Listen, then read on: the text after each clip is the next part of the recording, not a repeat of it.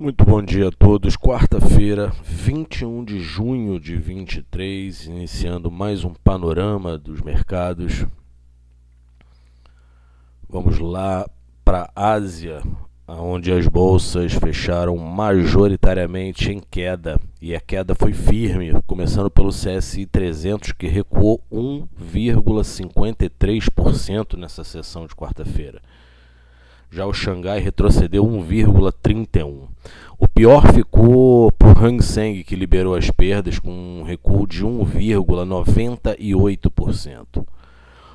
O Kospi caiu 0,86%. E lá na Oceania, a Austrália recuando 0,58%. Na contramão, subindo o Topix 0,49%.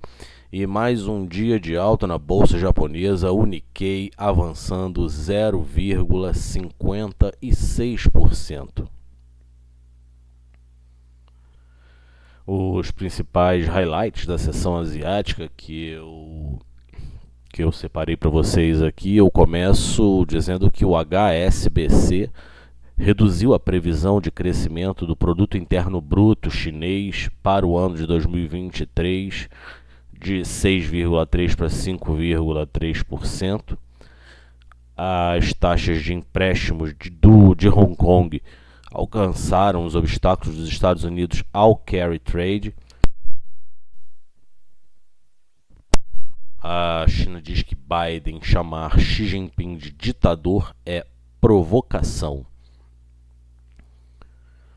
Já o governor do BOJ, Ueda, diz que o BOJ manterá pacientemente uma política monetária flexível para alcançar de forma estável e sustentável uma meta de preço de 2%, acompanhada de crescimento salarial. Ueda disse que a economia do Japão está melhorando. A Dash, do BOJ, diz que se houver uma recessão global, isso colocaria em uma grande parte da pressão para baixo nos preços japoneses. Então o BOJ precisará manter uma política flexível. A Dash diz que se os preços de bens não caírem no verão, talvez terão que revisar o cenário base de que a inflação ao consumidor desacelere abaixo de 2% em meados do ano fiscal atual. A Dash disse que pessoalmente acha difícil fazer uma forte aposta nas perspectivas de inflação na próxima reunião de política monetária em julho. A Dash completa dizendo que o impacto da queda dos preços das matérias-primas provavelmente começará a surgir nos dados do CPI de julho em diante. Ele finaliza dizendo que a inflação acelerou mais rápido do que esperava. Vamos dar uma conferida aqui como é que ficou o Nikkei, que segue se valorizando. São picos aí superiores a 33 anos. Vamos lá. Mais um dia de alta. Percebam que entrou volume. Esse aqui é o gráfico diário, né? Percebam que o candle anterior a esse aqui, a queda foi menor do que a alta. Então são pullbacks muito pequenos que ele está fazendo, tentando buscar o objetivo lá no patamar dos 3.700. Então quem segue comprado só monitora o seu risk management com relação ao tamanho da posição. Ok, qualquer sentimento aí de um leve recuo pode abrir spread para vir testar novamente o suporte.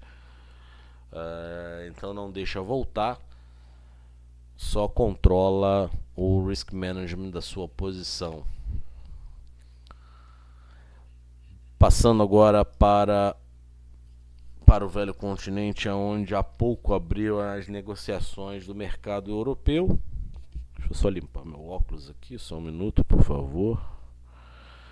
Então, há pouco, enquanto eu limpo o óculos, há pouco iniciou a sessão do mercado europeu. O mercado por lá aguarda a decisão de política monetária do BOE, que é o Banco Central inglês. Prontinho, óculos agora melhor, consigo enxergar.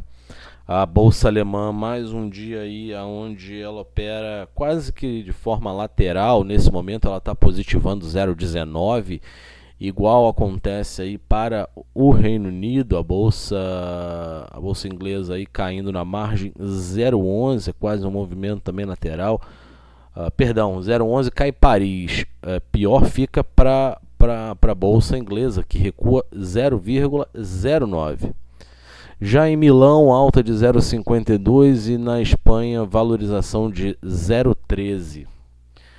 Os principais highlights anotados aqui para o mercado europeu. Antes, eu vou dar uma passadinha porque nós tivemos uma bateria de indicadores no Reino Unido, começando pelo CPI. O CPI leitura para maio, mês a mês, o esperado era 0,5, ele veio maior, alta de 0,7. Já na leitura anualizada para maio do CPI inglês, o esperado era 8,4, o número veio também superior, com 8,7%. O núcleo do CPI, na leitura mensal para maio, o esperado era 0,6, veio 0,8. E o CPI do núcleo, o núcleo do CPI na leitura anualizada também veio maior do que o consenso. O esperado era 6,8, veio 7,1. Por lá também tivemos o PPI de bens intermediários na leitura anualizada para maio caiu 1,5%, o esperado era uma queda de 0,5%. O PPI dos produtos acabados mensal para maio, o esperado era uma queda de 0,1%, veio um recuo de 0,5%. Na leitura anualizada desse PPI para produtos acabados, na leitura anualizada, o esperado era uma alta de 3,6%, o número veio abaixo do consenso com uma alta de 2,9%. O núcleo do PPI para os produtos acabados na leitura mensal para maio veio pior do que o esperado. O consenso era uma alta de 0,1%, veio uma queda de 0,3%. O núcleo do PPI na leitura anualizada para os produtos acabados, o esperado era 4,7%, o número veio abaixo, veio 4,1%.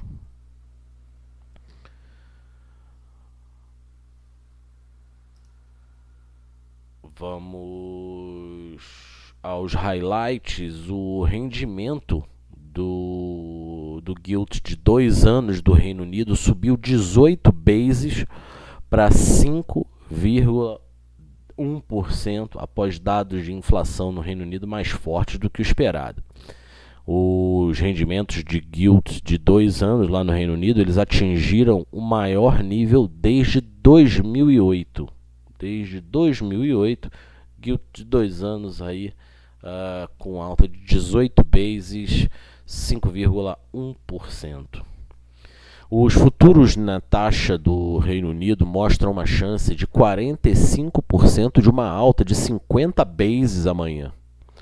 Os traders precificam um aumento de 75 bases no BOE até agosto e implicam um aumento de 50 basis points. Os traders precificam uma taxa final com um pico em 6% no BOE até dezembro, após os dados desse CPI. Traders precificam a taxa alcançando seu pico de 4% pelo Banco Central Europeu. Pela primeira vez desde março não se via essa precificação aí pelos operadores de mercado. Eu finalizo dizendo que matéria da Bloomberg saiu a notícia de que as empresas europeias ficam mais pessimistas ao fazer negócios com a China. Vamos mostrar como é que está o gráfico aí. Continua essa lateralidade da bolsa alemã, o DAX operando com leve queda. Observem, aqui tem essa linha de tendência que mantém o índice alemão no canal de alta. Ele parece ter tentado buscar mais uma vez a linha no canal de alta, porém hoje o movimento é positivo, mas ainda sem muito volume e sem força. Vamos ver como é que ele fica até o fechamento da sessão europeia. No Reino Unido o cenário não é muito diferente, porque são movimentos mais curtos, baixa volatilidade. No Reino Unido, após o CPI, ele fez o toque no canal de alta, está aqui a linha, essa linha de tendência é o segundo toque, não conseguiu romper, refutou o rompimento do canal e agora volta aí para quem sabe tentar mais uma vez encontrar com a resistência nos 7.700. Mas o movimento é bastante lateral para o mercado europeu. Vamos falar sobre o pré de Nova York.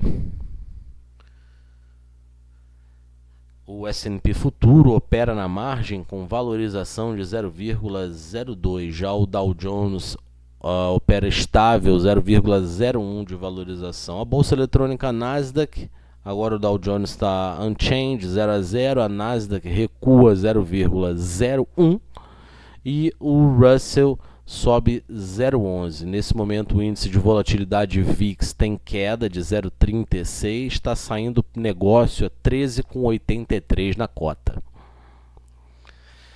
O highlight para a sessão americana é que, de acordo com o relatório do Goldman Sachs, as projeções para a inflação nos Estados Unidos permanecem inalteradas.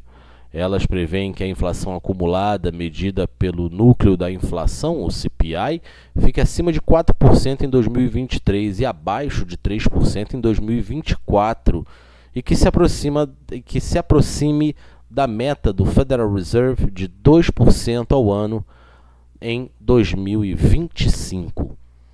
A projeção de inflação é importante porque ajuda os indivíduos, empresas e formuladores de política a tomar decisões informadas sobre gastos, investimentos e política monetária. Por isso a gente fala tanto aqui do CPI e do PCE. Vamos dar uma olhadinha como é que fechou a sessão do mercado americano ontem. Deixa eu só achar o meu gráfico aqui no CTrader. Prontinho, encontrei ele, vamos ao gráfico, já está na tela. Ontem o S&P havia ensaiado uma correção, mas segurou no patamar dos 4.300, então continua aí essa tendência de curto prazo, essa tendência de alta no curto prazo, com o objetivo inicial aos 4.600 pontos para o S&P. O índice de volatilidade VIX segue aí tradando dentro do primeiro objetivo de Fibo, traçado acima do primeiro suporte, acima da primeira resistência. No 12,66 ele atinge os 50% do Fibo, é o que tudo indica, uma vez que o mercado segue fortalecido em equities. O Risk On Mode está ligado, então segue aí bastante pressionado o índice de volatilidade VIX. Acredito que a gente possa passar para as nossas commodities. Vamos falar sobre commodities, iniciando aí pela nossa tela de cotação, onde o preço do WTI sobe 0,15, está valendo a 71,28 barril, e o Brent em Londres cai 0,33, 75,64, tem pagão no barril do Brent. O gás natural sobe 0,77 na referência americana e a gasolina cai 0,30. Mais um movimento técnico de correção após forte queda para a referência europeia do preço do gás, subindo 0,89 em UK. Os principais highlights separados aqui para vocês sobre o mercado de commodity é que a demanda de petróleo bruto da China em 2023, a demanda de petróleo bruto da China para 2023 deverá aumentar 3,5% em relação ao ano passado, segundo pesquisa da China National Petroleum Corporation, CNPC, China National Petroleum Corporation, dando que a demanda de petróleo bruto da China em 2023 deverá aumentar 3,5% em relação ao ano passado. Já fazendo a ligação Brasil-China, as importações de soja do Brasil pela China têm uma alta anual de 40% no mês de maio. A China importou 10.940.000 toneladas de soja brasileira em maio. As compras da China de soja dos Estados Unidos já têm uma queda anualizada de 47% em maio. Observe então que passaram de comprar quase que o mesmo volume da soja americana, trocando pela soja brasileira. A Standard Poor's, a S&P Global, diz que o clima na China poderá afetar a demanda de aço, minério de ferro no curto prazo. O clima na China poderá afetar a demanda de aço e minério de ferro no curto prazo. A Standard Poor's diz que o calor e chuvas reduzem a atividade da construção em várias regiões chinesas. Finaliza dizendo que a demanda baixa por aço na China pode pressionar margens de siderúrgicas. Vamos falar sobre petróleo, depois a gente fala sobre essas metálicas que eu sinalizei agora para vocês aí com o relatório da Standard Poor's para a China. Mudando aqui da tela de cotação para o gráfico, observem, a gente não tem muito o que falar, eu não vou ficar aqui enrolando vocês, porque é desleal da minha parte como analista. Está muito claro, observando o gráfico, que o movimento não mudou, ele está dentro de um canal muito lateral, com um grande spread, mas próximo, mais uma vez, do seu suporte na região dos 67,50. O petróleo segue bastante penalizado devido justamente a essa demanda reprimida da China, que é um grande importador da commodity, além da alta oferta. Uma grande oferta para uma baixa demanda pressiona os preços, é o que a gente encontra aí no preço do petróleo. Isso funciona, esse aqui é o WTI e o Brent é a mesma coisa. Observem aqui que ele está dentro desse canal, eu desenhei uma caixinha aqui para vocês, e nós esperamos ou o rompimento. Eu não gosto, mais uma vez eu repito, eu não gosto de apenas operar o rompimento, operar, apenas boletar, por se tratar de um rompimento, se esse rompimento não for feito de forma técnica, somada ao formato fundamentalista. O que eu quero dizer com isso? Eu vou juntar a parte técnica que eu estou mostrando para vocês aqui com algum trigger fundamentalista para a commodity. Papel, você até consegue fazer isso, porém commodity é muito... ela demanda um pouco mais de fundamento para que você possa encontrar tendência. Quando você fecha aqui o gráfico, esse aqui é o gráfico diário, você olha a Big Picture, uma janela maior, observe que, o petróleo é uma commodity muito volátil, mas como toda commodity, ela pega tendência. Então observem que existe uma tendência muito grande de alta, volatilidade, indecisão, tendência de queda. Lateralizou. tendência de queda e lateralizou. Então é isso que nós devemos olhar. Os objetivos estão traçados aqui na tela de vocês, que a gente mostra diariamente no nosso panorama. Além disso, eu especifico isso de forma muito detalhada no relatório semanal que eu envio para vocês. Então, por enquanto, sem muito a dizer, sem muito a acrescentar, a gente precisa de um trigger para nos posicionarmos de forma mais consistente no petróleo. O NetGas, observem, é o que eu falava sobre a tendência no mercado de commodity. Observe como pega quando existe um trigger, o fluxo, seja ele comprador ou vendedor, o fluxo de dinheiro que move o ativo, ele entra para justamente o operador pegar essa tendência por uma série de fatores, carry, o custo.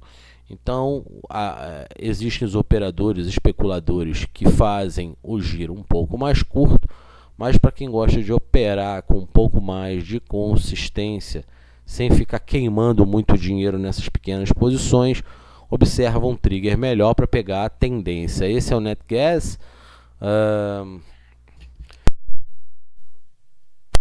Observem que ele está tentando fugir desse patamar de suporte na região do 2 bola, não consegue. Essa é a referência americana, porque justamente uma demanda reprimida com uma oferta muito forte, você tem preços pressionados. Vamos falar sobre as metálicas. Eu mudo aqui a minha tela para as cotações. O ouro nesse momento na margem caindo 0,01, 1.935 dólares a onça Troy sai negócio. A prata recua 0,47, 23 com bola 7 pagão. Já o cobre recuando 0,22%, e ontem o aço fechou com queda superior a 1%. O minério de ferro, ele nesse momento já recua mais de 2% na sessão em Singapura. Vamos observar como é que vai ficar na sessão de hoje, na sessão noturna em Singapura. Pode acabar pressionando ativos locais aqui na B3, como por exemplo a Vale.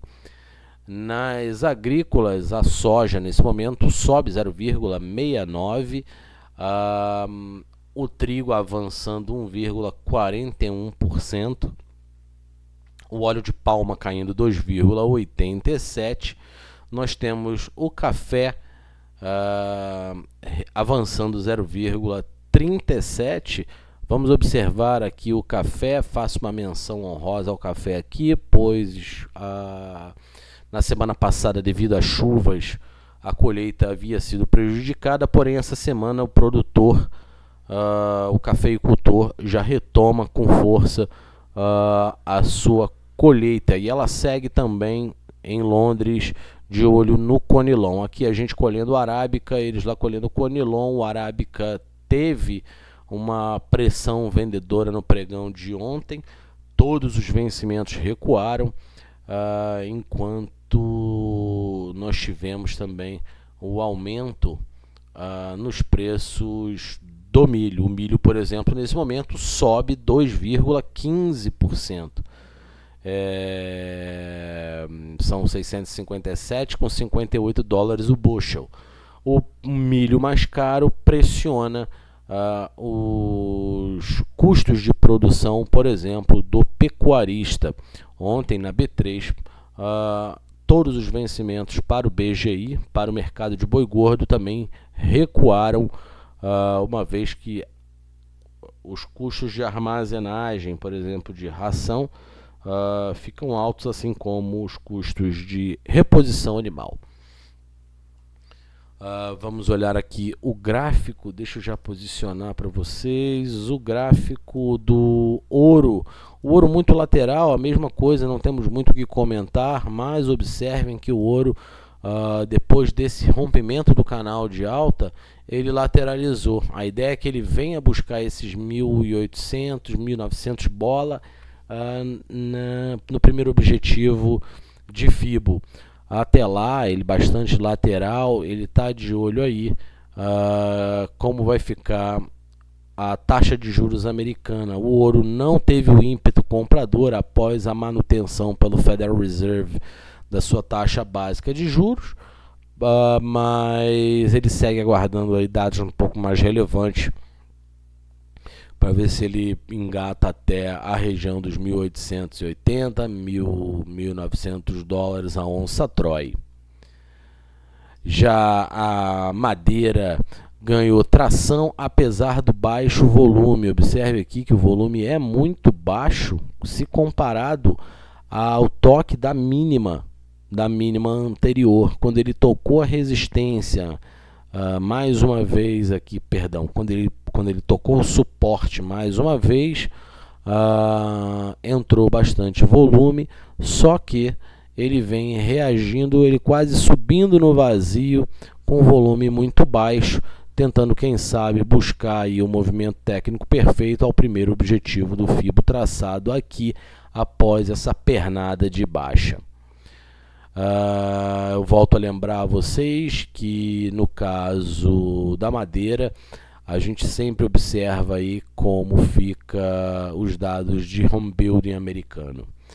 Aqui o cobre que está pressionado também devido à demanda chinesa. Nós vimos aí a nota da Standard & Poor's sobre como o clima pode afetar a demanda por commodities metálicas na China. Ele está engarrafado aqui nesse miolo do Fibonacci, né? Então aqui não é lugar de operar, aqui é um ponto agora de inflexão. No rompimento entrando fluxo, entrando volume, a compra fica mais clara até essa resistênciazinha aqui ao topo anterior.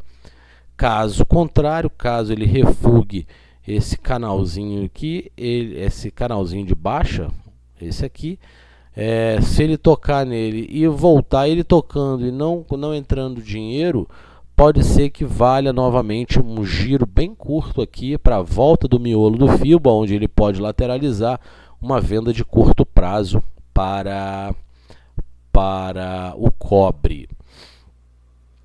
Vamos falar sobre moeda para a gente poder finalizar. Antes disso eu faço questão aqui de mostrar, observe o café que eu havia falado há pouco.